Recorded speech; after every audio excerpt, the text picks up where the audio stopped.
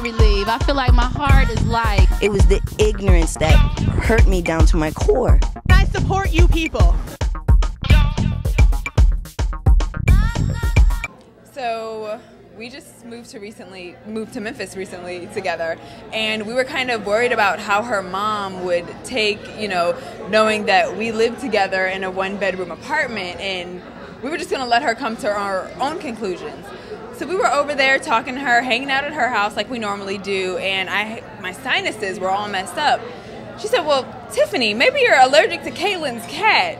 And I was like, "No, I don't think so." She was like, "Well, does Munch sleep in the bed with y'all?" And I gasped for air. Like, how do you know that we sleep together in the same bed? We definitely told you that there were futons in the other room.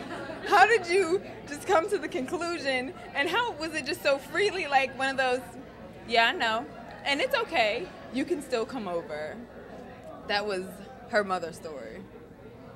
I think my favorite story about my mom, which shows her transition, we were talking about the relationship once it was out in the open, and she said, "Well, just don't get into a fight and decide that you want to hit her."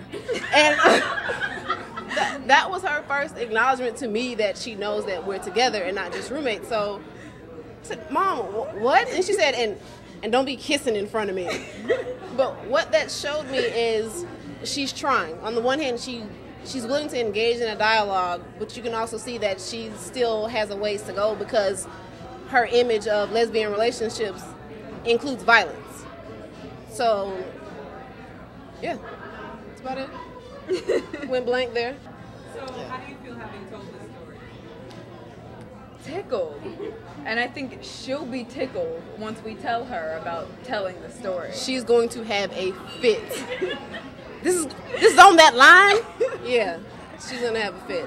But I think that it will also help her because the strange thing is I came out to my father, but she's in the process of coming out to the family.